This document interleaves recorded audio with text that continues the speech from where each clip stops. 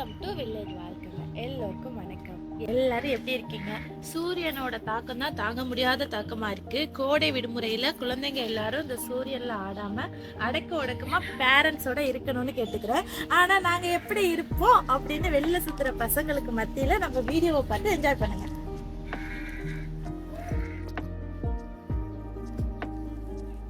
இன்னைக்கு செரி பழம் தான் கொஞ்சம் இருக்கு, எடுத்துக்கலான்னு வந்திருக்கேன். சாரி, கீழே விழுந்துட்டு.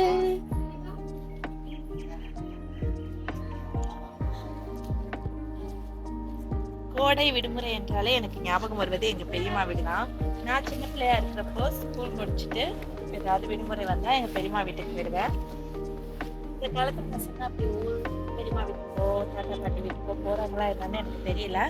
ஆனா எங்க வீட்டுக்கு 2 குட்டீஸ் வந்திருக்காங்கப்பா. we feel very happy. நாங்க ஜாலியா அவங்களோட என்ஜாய் பண்ணிட்டு தான் இருக்கோம். உங்க வீடுகள்லயும் யாராவது குழந்தைங்க வந்திருக்காங்கன்னா கமெண்ட்ல போடுங்க, பார்க்கலாம்.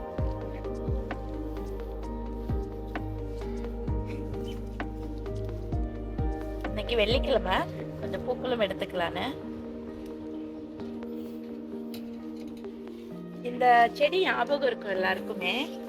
இதுல பெரிய பெரிய இலைகளை எல்லாம் உதிர்த்து விட்டுட்டேங்க.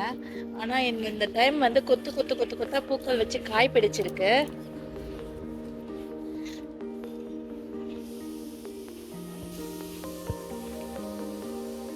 பூக்களே வந்து ரொம்ப அழகா இருக்கும். கொய்யா செடி தான். இந்த செடியை நான் ப்ரீவியஸ் வீடியோல கூட காமிச்சிருப்பேன். இந்த டைம் நிறைய காய் பிடிப்புகள் இருக்கு. இதுல வந்து எல்லா காயும் விட்டுட்டோம்னா செடி கொள்ளாதுங்க, உடஞ்சு விழுகிறதுக்கு வாய்ப்பு இருக்கு. கொஞ்சம் பெருசான உடனே கொஞ்சம் கொஞ்சம் காய்களை பிச்சு விட்டுருவேன். கொஞ்சம் பூக்களையும் எடுத்துக்கலாம்.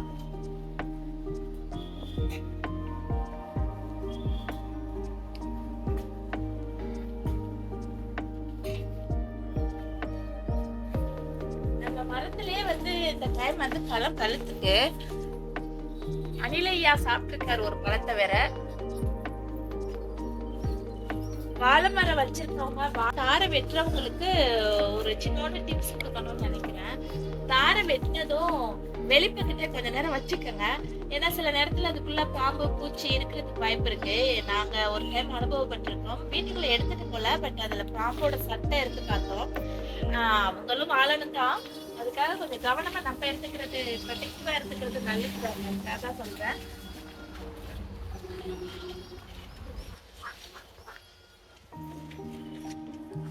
நம்ம வீட்டுல நிறைய தார் விட்டு இருக்கு. 2 நாளுக்கு முன்னாடி அடிச்ச காத்துல ஒரு தார் முடிச்சு விழுந்துருச்சு.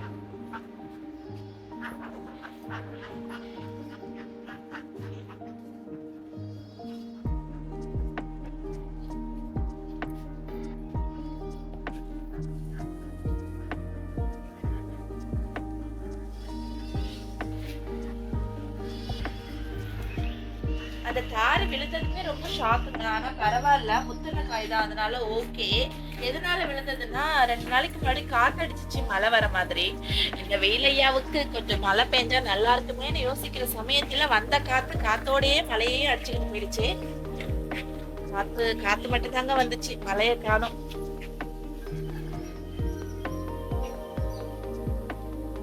நல்லா அழகாவே இருக்கும். பெரிய பூக்கள் ஒன்னு எடுத்து காமிக்கிறேன், காமிச்சிருக்கேன்.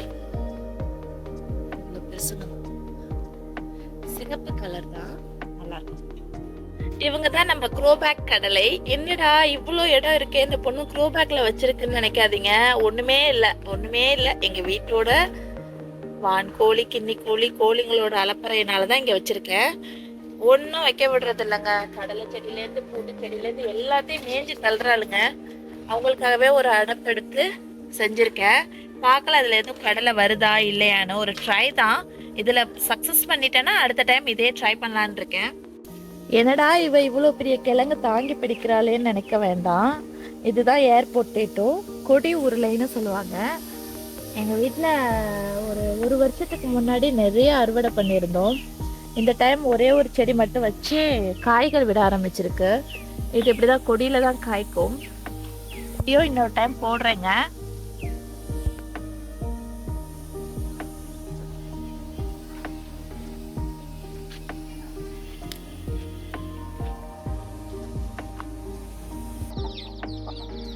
தான் எங்க வீட்டு சிட்டு.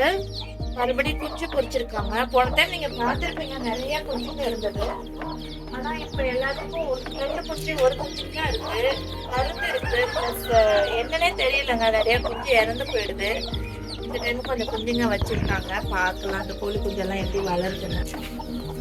அடுத்ததான் எங்க வீட்டு பட்டும் குஞ்சு பொரிச்சிருக்கா. ஆக்சுவலி அவங்களுக்கு முன்னாடி இவங்க தான் பறிச்சாங்க. குஞ்சுகள் கொஞ்சம் பெருசாவே இருக்கும், கோழி குஞ்சுகள் ரொம்ப பெருசாவே இருக்கும், கொஞ்சம் பெருசா இருக்கும். அதை விட இதுலயும் ஒரு 6 குஞ்சுகள் இருக்கு. எப்படி பாத்துக்கிறாங்கன்னு பாக்கலாம். All season mango. இந்த டைம் வந்து நிறைய பூக்கள் வச்சிருந்துச்சு, எல்லாத்தையும் பிச்சு விட்டுட்டாங்க. ஏன்னா வளரட்டும் கண்ணு அப்படின்னு. சின்னதுலயே பூக்கள் பூத்து காய வச்சிருவாங்க. நிறைய பூக்களை பிச்சு விட்டுட்டேன். அப்படி இருந்து பூக்கள் அநியாயத்துக்கு வந்துட்டு இருக்கு. இந்த சைடெல்லாம் பூக்கள் தான். சம்மருக்கு கொல்லா அறுவடை என்னன்னு பாத்தீங்கன்னா நம்ம பப்பாயா தாங்க. கிட்டத்தட்ட 6 பழத்துக்கு மேல பழுத்து இருக்கு. ஒவ்வொரு நாளும் ஒரு பழமும் சாப்பிடலாம். எங்க வீட்டு குட்டி ஸ்டைலி கேட்டுக்கிட்டே இருக்காங்க பப்பாளத்துல வேணும்னு. எங்க குட்டீஸை விட என் மாமனார் தாங்க பறிச்சு கொடுங்கன்னு கேட்டுக்கிட்டே இருக்காரு. இன்னைக்குதான் பறிக்க போறோம். கவனம் கவனம்.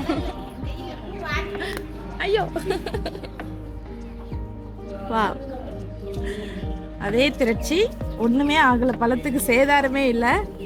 பசங்க விட்டு வச்சிருக்காங்கன்னு அர்த்தம். பார்த்து பாருங்க.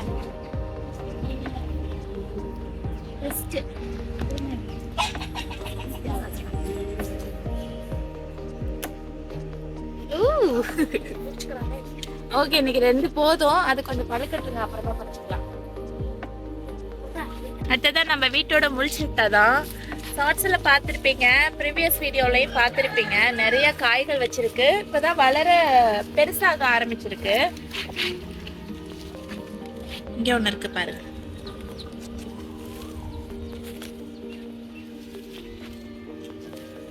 இது எப்ப பழுக்கும்னு ஆவலோட இருக்கோங்க.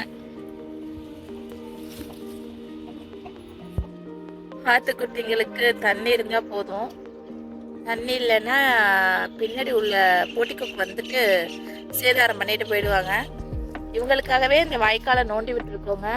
தண்ணி ஆக்சுவலி கொல்லைக்கு போகணும், பட் இவங்களுக்கு தண்ணி வேணுமேனு இந்த இடத்துல வாய்க்கால் குப்பையோட சேர்த்து நோண்டி விட்டுருக்கு. அவங்களுக்கு தேடி சாப்பிட்றதுக்கும் ஈஸியாக இருக்குங்க. நீங்க என்ன இங்க பண்றீங்க பாப்பா? ஓடு ஓடுங்க. எல்லாம் வெயில் தாங்க முடியல. காலையிலே இவ்வளோ வெயிலுங்க. என் வீட்டுக்காரர் வெயிலுக்கு வாப்பா, வெயிலுக்கு முன்னாடி வீடியோ எடுக்க வாப்பானா வெயில்ன்றாரு. வெயில் சார்ந்தது வீடியோ எடுக்கவானா இருட்டுன்றாரு. இப்பெல்லாம் வீடியோ எடுக்கிறதுக்கே ரொம்ப கஷ்டமா இருக்கு, இவரை பிடிக்கிறதுக்கே ரொம்ப கஷ்டமா இருக்கு.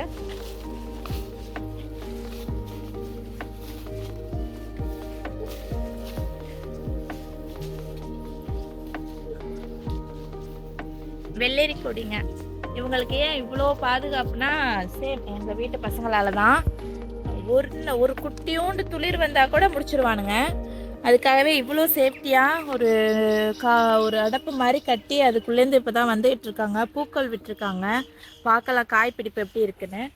காய்கள் வந்துட்டு ஃபைனலி காய்கள் வந்துட்டு சம்மருக்கு குட்டியோண்டு காய் வந்திருக்கு. நான் பார்க்கல, என் வீட்டுக்காரர் தான் பார்த்தாரு. வாட்டர் ஆப்பிள்ங்க அந்த செடி.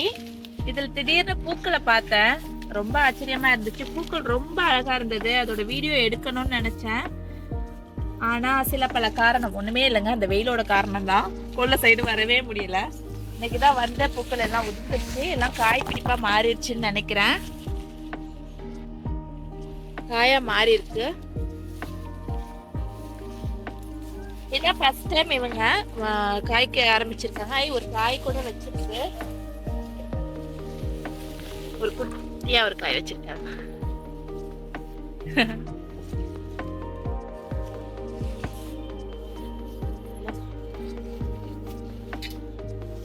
இது எங்க கொல்லை சைடு மாதுளை செடிங்க. இதுலயும் காய்கள் பிடிப்பு இருக்கு. இதுல கொஞ்சம் பெரிய காய்களாவே வச்சிருக்கு. இன்னைக்கு வீடியோ இதோட கம்ப்ளீட் பண்ணிக்கலாங்க.